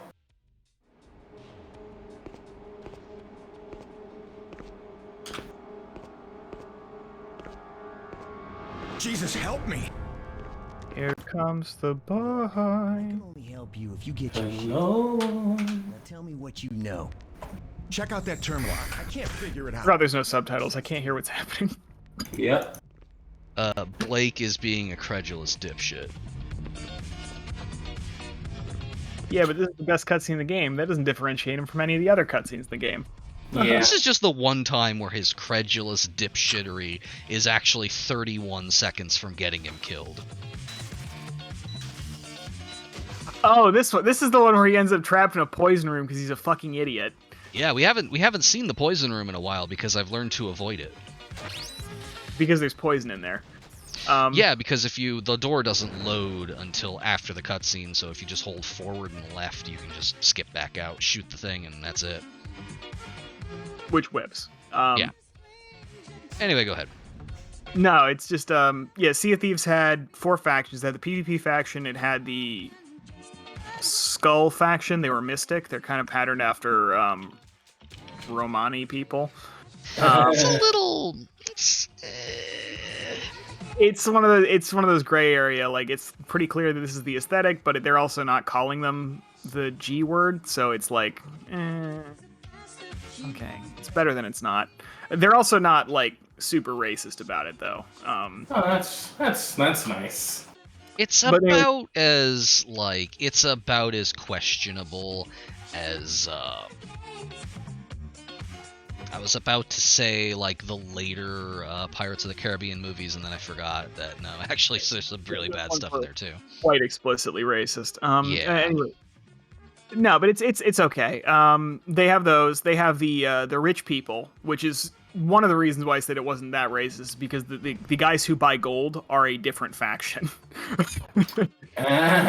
But they'll pay you for like treasure chests and stuff like that. They buy basically that, and then there's the traders who are kind of patterned after the East India Company. They're all upper British type people. The Sea of Thieves is a magical sea that tends to trap pirates, and basically everybody's trying to get as much as they can from the sea out of it, but it's very difficult to leave because of the curses. Yes, it's extremely cursed. Yeah. So some people see it as a paradise, some people see it as a prison, and the PvP faction sees it as a crucible in which true pirates are formed, as opposed to everyone else who sees it as like, we can cooperate. This is what I want. It's a pretty decent game. Like, if you got it on sale, I would not hesitate to play it with you. I just don't want to do any of the Ratman shit. The what man? The Rat Man, Johnny Depp. Oh. Because he works for the Rat. Yeah, no, I would have just called him a rat. But... They added the, well, no, I need to differentiate. They didn't put Mickey Mouse in the game, unfortunately. Because they're I worried. would love to kill Mickey Mouse. Yeah. No, I would. That just sounds like a good time. It does. I had a lot of fun experiences with the game. I kind of miss it, honestly. Yeah, I just don't want to do Ratman shit. Is that all they're adding now? Just... It's not something you can't really pick what you're doing most of the time in the game. You go around and you do something random, and then either the dictates of what you're doing, or you start a raid based on where you zone in, or an event, and you have to try for that. And so the issue is that there's no way to avoid fighting like the tentacle guys from Pirates of the Caribbean. I can't choose to not fight the crab men from Pirates of the Caribbean, which are what they added. They added Mirelurks, really. Yeah. They've got weak points or something. The game itself is very simple and easy to play. You can pick it up in an hour. Even the advanced tech we were doing with moderate proficiency by around the third time we played the game. Sinking ships was very difficult at first, and then we got very good at hitting things on the waterline. Yep. And boarding, I was big on boarding. Oh yeah, absolutely. You were very big on boarding. That was. I would often randomly fire myself off the ship because I thought I saw something boardable, and you could warp back. Was the other thing. You didn't have to swim the whole way. But I would be like, hey, I found something on this island. Be right back, and you could fire yourself out of a cannon. So they'd hear the cannon go off, and they'd be like, "Did Deneb just?" And I was like, "Yeah, I did." Mm-hmm. Just disappearing over the horizon in a gentle arc. Character customization was weird, but it was fun. I played an extremely large Asian woman. I made a guy that looked a lot like Robert Zadar, which I was very happy with. I was extremely happy with his Robert Zadar. Yeah. I'm getting a rematch with... It was a decent game. The biggest issue that I have with it is that it is not fun to play by yourself. Mm-hmm. I kind of like playing solo in it, but it's not something that I could do for a long time. I just get bored. I would say that, yeah, like, you could do it. You can log in, you can sail, you could go to random islands, you could do stuff. Almost all of the fun was that I was doing it with other people, and without other people, you cannot react to random or ambient events. Mm-hmm. Like, if I was really fucking like super shit hot elite at the game and already spent a lot of time practicing, at least, I could probably get to the point where I could like attack pirate ships, the ghost pirates that sail the fucking sea, the NPC ships, solo. I know some people do solo stuff. There's one ship in particular. It's designed to be flown to be sailed solo. Yep. It's not fun for me to fly, for me to fucking pilot it. Fair. I just don't like the ship. I do honestly feel like while it is perfectly viable to drive it solo, I feel like it is intended for two. It really sings when you got two people. My biggest issue with it is that it drifts, and I don't like course correcting. The bigger two ships do not have nearly the degree of drift that the sloop does. There's 3 ships. They're based on size. You can shut the fuck up, Henry. Henry has very strong opinions about pirates. Upset because I won't let him out because it's about to freeze down here, and I want him to get him used to not being outside. Anyways,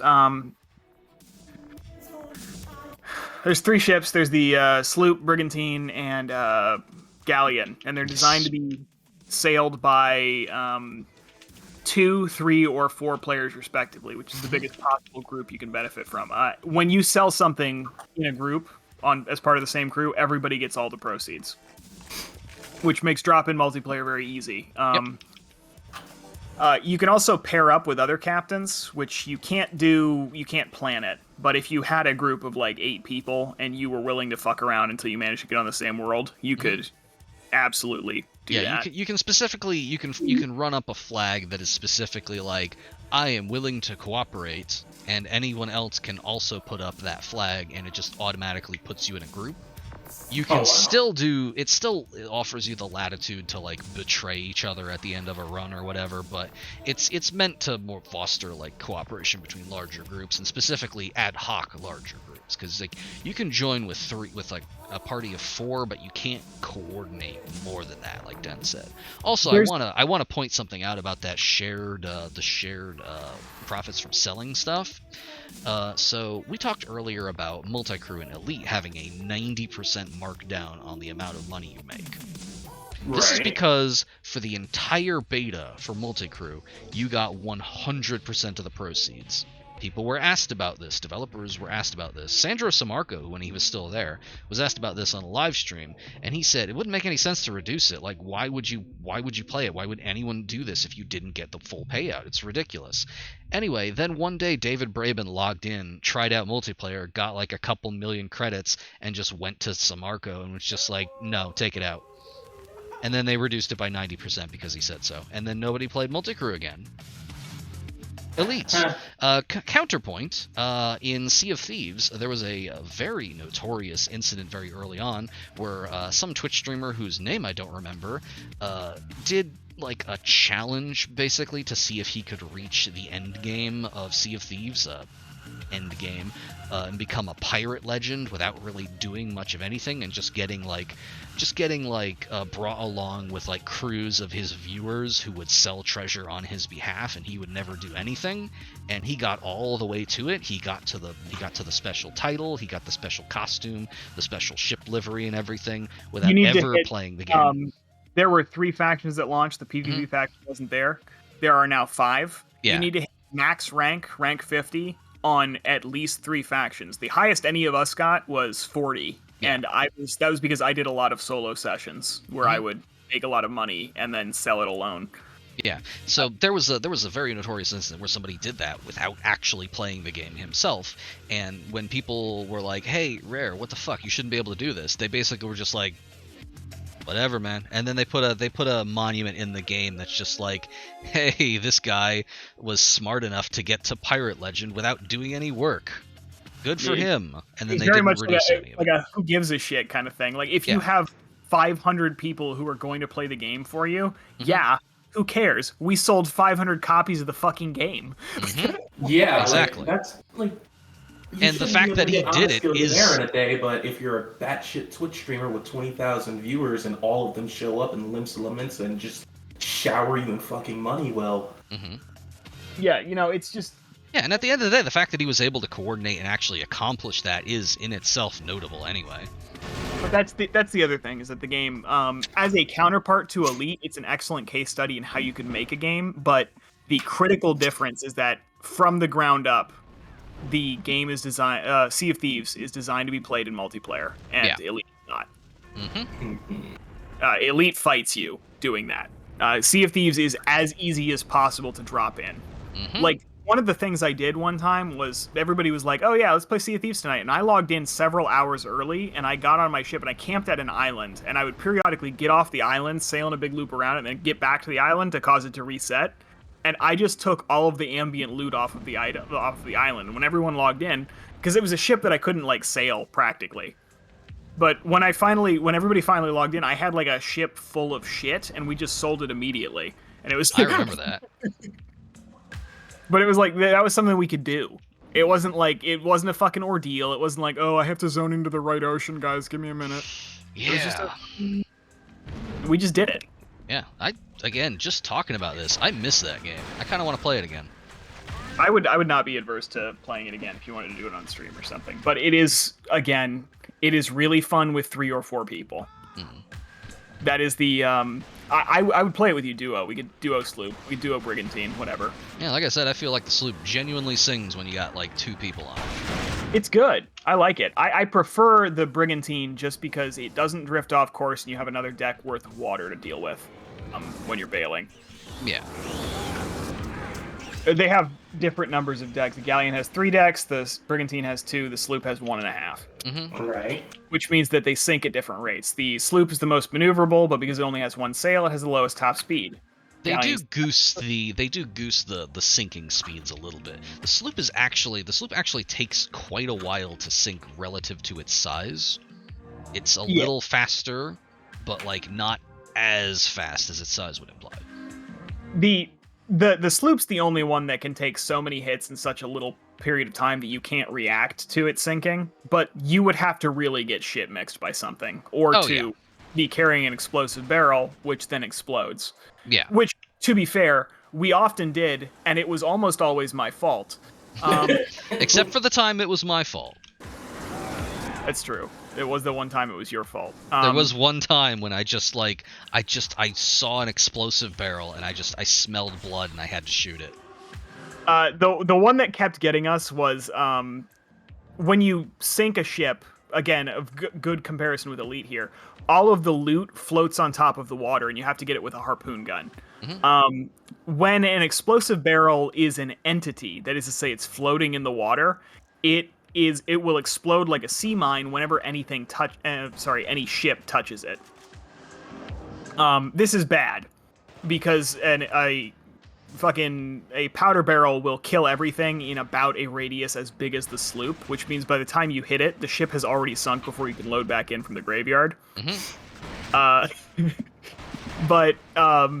what we didn't know was that it stays an entity if you're hooking it in. You have a harpoon launcher to hook things in. It stays an entity until it gets onto your ship, which means if you're hooking it in at a kind of extreme angle, it will it'll hit the gunnel as an entity.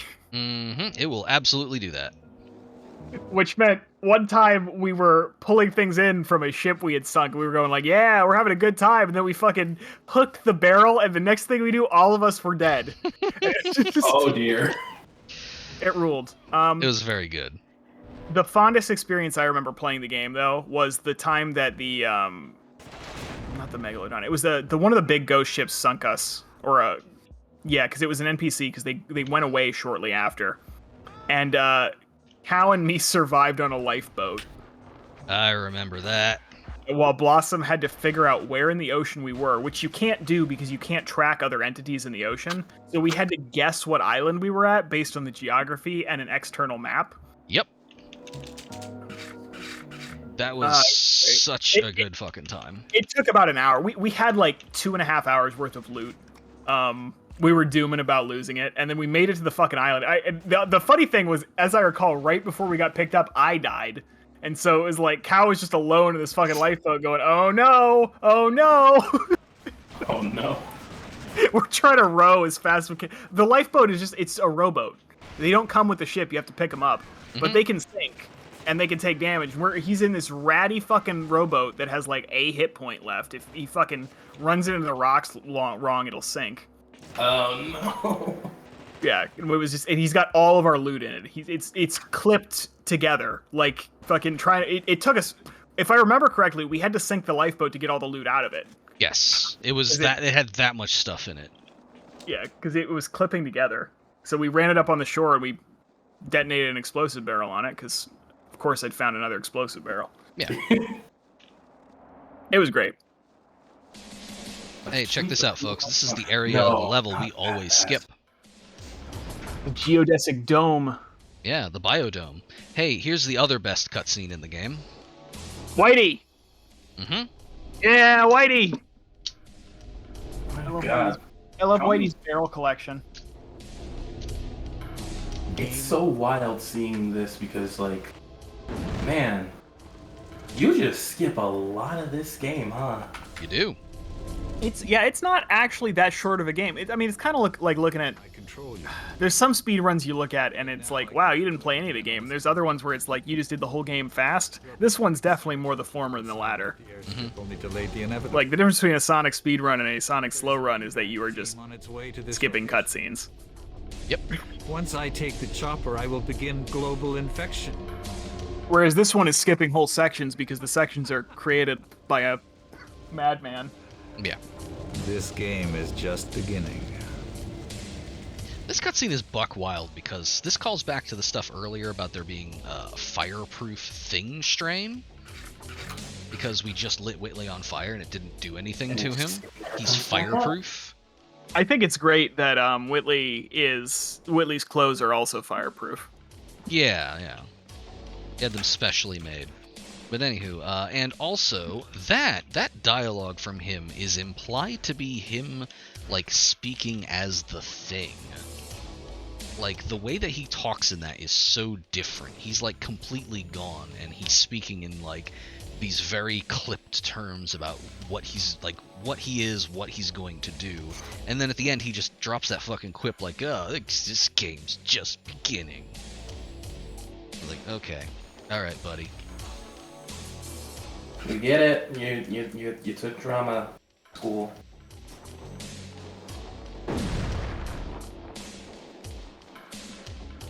Anyway, this level, there's a reason we skipped this because it's really long. It kind of sucks. It's a lot of close quarters. Sometimes you round a corner and you explode. It just happens. Actually, I'm gonna go to main menu and then load the enemy left. So there's a whole bunch of grenades around this corner, which we're gonna have to deal with by throwing a grenade and blowing them up.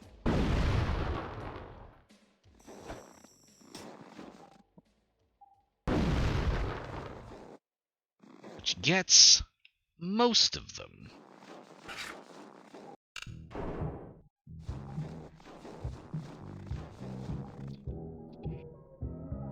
But again, the problem is sometimes you will just round a corner and blow up. Put Sea of Thieves on the punishment stream. You know, that's not a bad idea, actually. I mean, you still have it. I would have to install it again. Yeah, I would also have to reinstall it. I haven't uninstalled presumably, I would have to see if I could recover my Xbox Live login, because I don't remember what that is. It should be simple enough. I don't recall having any issues recovering mine. Well, I have like 120 emails, so. Oh, right. Yeah, that'll do it. I don't know. I don't know who registered for it. Was it Jenny Sasquatch? It could have been Jenny Sasquatch. I think it might have been Jenny Sasquatch. It's hard to say. Jennifer Sascraw is an alias I made a couple years ago when I was having a fit of paranoia. The name is shortened to Jenny Sasquatch, or if you say it in a French accent, Je ne sais quoi. I heard you hit your desk. Listen. I'm laughing for a couple of reasons, but the other thing is that I'm just now realizing this happens every few weeks to a few months. so far, I've been playing this game for 2 years, and I'll just be like, oh, that's right. There are buttons that I'm meant to press. Anyways, all right, I'm gonna get out of the chat. Good luck All with right. Whitley. Mm-hmm. Oh yeah, don't worry. It is probably not much longer. I don't think. You do seem to be collecting a lot of ammo for, which is very funny since the final fight all happens in a helicopter. Yeah. Although since we've gone through the biodome, that means that the actual final on-foot combat encounter here is going to be at this construction site where it's going to spawn a bunch of Holy mans. shit, there's trees in Zadnor? My god. Bet you could run around the mans. Did you make it to zone 2 finally? I'm finally in zone 2. Hey, well- none of the mans are spawning. Maybe they just don't anymore. Huh. Anyways, when I get back, I'm gonna play Xandor with you. Okay. Oh my god. Well, Oh, I guess we're finishing this game in about 2 minutes. Is this just like a weird thing where like, is it supposed to do this? I don't know. There's supposed to be a big fight with a bunch of mans on the construction site. Anyway, this is where the final boss comes from. It's Whitey. He's on top of the UFO and he blows chunks so hard that he explodes into a giant tentacle. Here's my question. Where does it get all the fucking masks? I believe it's implied, in as much as this game has any fucking kind of subtlety, that all of that biomass is coming from inside the UFO, because he's on top of the top hatch of it when he explodes. Huh.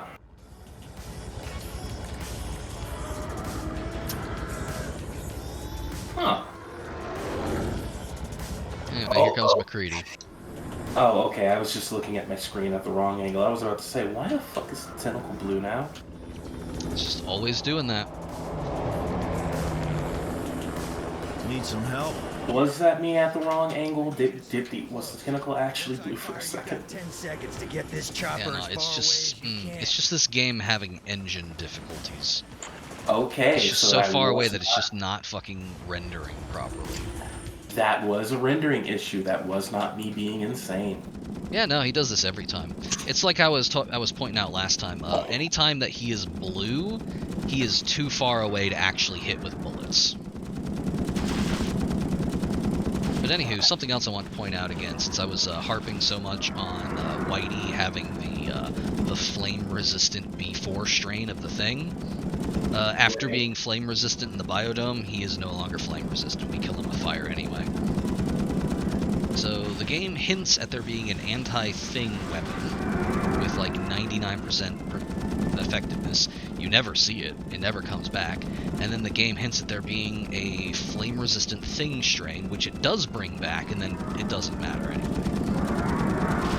So this game's kind of dumb. Yeah. It's what it's starting to look like. You know, I have not had any music playing in either my game or the stream because I can't hear anything out of the stream. And I think that's why I feel like a crazy person right now. Yeah, that might do it. I initially had my game muted because I was doing other things. Or specifically, I was watching Star Trek. I was watching Star Trek before I joined the stream. Oh, yes. And there goes Whitey. Excellent timing there, pilot. Thank you. Excellent timing there, pilot. Early retirement from Gen Inc. No, not exactly.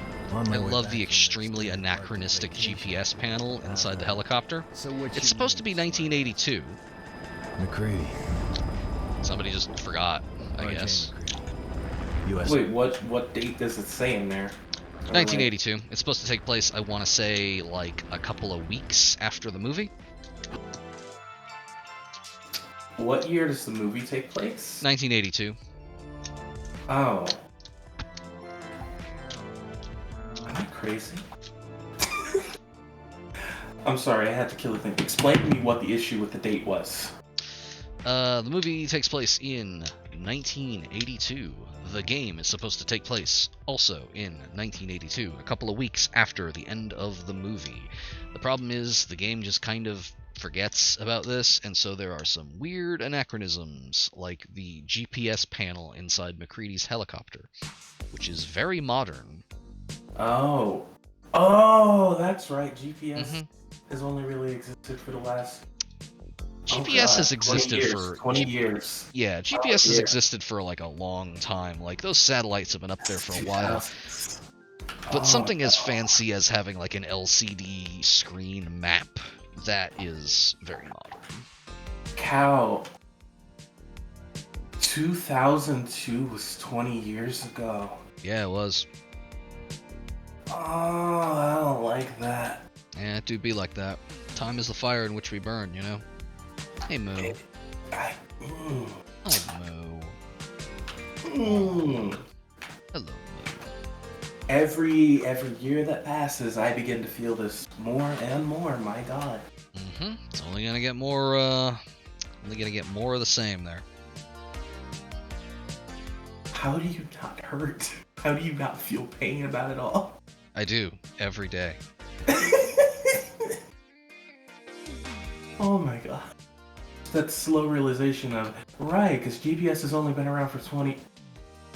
Oh God, 2020 years. Oh no. Oh no. Anywho, that's the game. We won. Yay! Now, That was here's an a question. interesting. Yeah, Do you think it'll actually help you at all come this Saturday? I think it will actually. That's good.